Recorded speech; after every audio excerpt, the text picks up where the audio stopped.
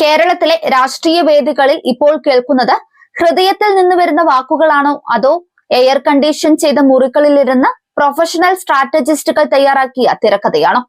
സംശയമാണല്ലേ. മൈക്കിന് മുന്നിൽ വിറയ്ക്കാതെ സംസാരിക്കുന്ന നേതാവും ജനക്കൂട്ടത്തിനിടയിലേക്ക് ഇറങ്ങിച്ചെല്ലുന്ന സ്ഥാനാർത്ഥിയും എന്തിനധികം പറയണം. പ്രതിഷേധത്തിനിടയിൽ ഒരു കപ്പ് ചായ കുടിക്കുന്ന മുഖ്യമന്ത്രി പോലും ഇന്നൊരു ബ്രാൻഡ് ഇമേജിന്റെ ഭാഗമാണെന്ന് വിമർശനം ഉയർന്നു കഴിഞ്ഞു.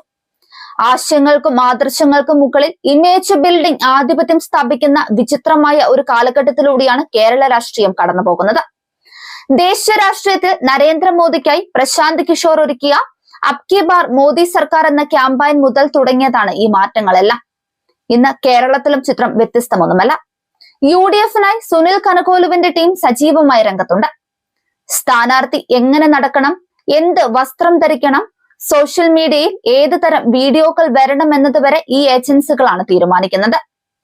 PR ഏജൻസികളുടെ ഈ അമിത സ്വാധീനം രാഷ്ട്രീയത്തിൽ ചില അപകടകരമായ പ്രവണതകൾക്ക് വഴിവെക്കുന്നുണ്ട്. എല്ലാം മുൻകൂട്ടി നിശ്ചയിച്ച സ്ക്രിപ്റ്റ് അനുസരിച്ചാകുമ്പോൾ നേതാക്കളുടെ സ്വാഭാവികമായ പ്രതികരണങ്ങൾ നഷ്ടമാവുകയാണ്.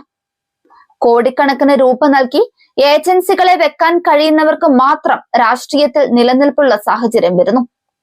ഇത് സാധാരണക്കാരായ രാഷ്ട്രീയ പ്രവർത്തകരുടെ വളർച്ചയെ തടയുന്നു. ചിരിയും ദേഷ്യവും കരുണയുമെല്ലാം ക്യാമറയ്ക്ക് മുന്നിൽ അളന്നു തൂക്കി പ്രദർശിപ്പിക്കുന്ന ഒരു കാലമാണ് ഇതെന്ന് നിസ്സംശയം പറയാം. ജനങ്ങളുടെ യഥാർത്ഥ പ്രശ്നങ്ങളെക്കാൾ കൂടുതൽ ട്രെൻഡിംഗ് ആയ വിഷയങ്ങൾക്കും വിഷ്വലുകൾക്കും പിന്നാലെയാണ് പാർട്ടികൾ പോകുന്നത്. PR ഏജൻസികൾ എഴുതുന്ന സ്ക്രിപ്റ്റുകൾക്കപ്പുറം ജനങ്ങളുടെ ഹൃദയം വായിക്കാൻ നേതാക്കൾക്ക് കഴിയുമോ എന്നതാണ് വരും കാലം നേരിടുന്ന വലിയ ചോദ്യം. കേരളത്തിലെ പ്രബുദ്ധരായ വോട്ടർമാർ ഈ പെർഫോമൻസുകളെ തിരിച്ചറിയുമോ അതോ സ്ക്രിപ്റ്റഡ് രാഷ്ട്രീയത്തിൽ മയങ്ങിപ്പോകുമോ എന്നതിന് കാലം മാത്രമായിരിക്കും സാക്ഷി. കഴിഞ്ഞ ദിവസം തിരുവനന്തപുരം രക്തസാക്ഷി മണ്ഡപത്തിൽ നടന്ന LDF സത്യാഗ്രഹത്തിനിടെ മുഖ്യമന്ത്രി പിണറായി വിജയൻ ചായ കുടിക്കുന്ന ഒരു ചിത്രം സോഷ്യൽ മീഡിയയിൽ വൈറലായി. ചായക്കപ്പിൽ രേഖപ്പെടുത്തിയ love you to the moon and back എന്ന വരികളായിരുന്നു ചർച്ചാ വിഷയം. രാഹുൽ മാങ്കൂട്ടത്തിൽ ഉൾപ്പെട്ട കേസിലെ അതിജീവതയുടെ പോസ്റ്റുമായി ഇതിനെ ബന്ധിപ്പിച്ച് വലിയ തോതിലുള്ള സിംബോളിക് പ്രചാരണമാണ് നടന്നത്. ഇതിനെ അനുകൂലിച്ചും അല്ലാതെയും ഒരുപാട് പ്രതികരണങ്ങളാണ് സോഷ്യൽ മീഡിയയിൽ നിറഞ്ഞത്. മുഖ്യമന്ത്രി അതിജീവതയെ ചേർത്തു നിർത്തുകയാണ് അതുകൊണ്ട് ഉദ്ദേശിച്ചതെങ്കിൽ പോലും രാഷ്ട്രീയ നിരീക്ഷകർ ചോദിക്കുന്നത് മറ്റൊരു കാര്യമാണ്. ഒരു വലിയ സമരത്തിനിടയിൽ ഇത്തരം ഒരു കപ്പ് മുഖ്യമന്ത്രിയുടെ കൈകളിലെത്തിയത് യാദൃശ്ചികമാണോ അതോ കൃത്യമായ ടൈമിങ്ങോടെ PR ടീം പ്ലാൻ ചെയ്ത ഒരു നീക്കമാണോ എന്നാണിത്. ശത്രുപക്ഷത്തെ വൈകാരികമായി നേരിടാൻ ഇത്തരം സൂക്ഷ്മമായ അടയാളങ്ങൾ ഉപയോഗിക്കുന്നത് ആധുനിക പൊളിറ്റിക്കൽ കൺസൾട്ടൻസികളുടെ സ്ഥിരം ശൈലിയാണെന്നതടക്കം വിമർശനങ്ങൾ വന്നു.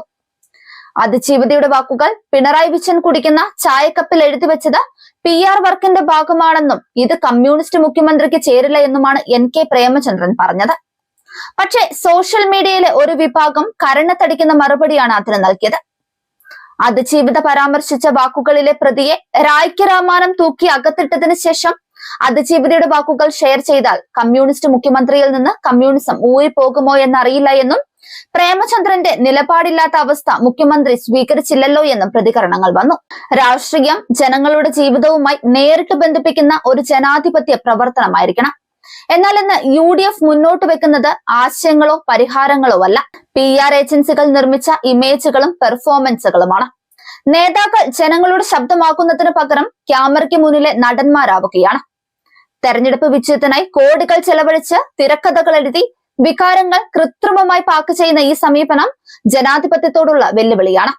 UDF-ന്റെ ഈ PR രാഷ്ട്രീയത്തിന് പിന്നിൽ മറഞ്ഞിരിക്കുന്നത് ആത്മാവില്ലാത്ത ആശയശൂന്യമായ ഒരു മുന്നണിയാണ് എന്നതും പകൽ പോലെ വ്യക്തമായ കാര്യമാണ്.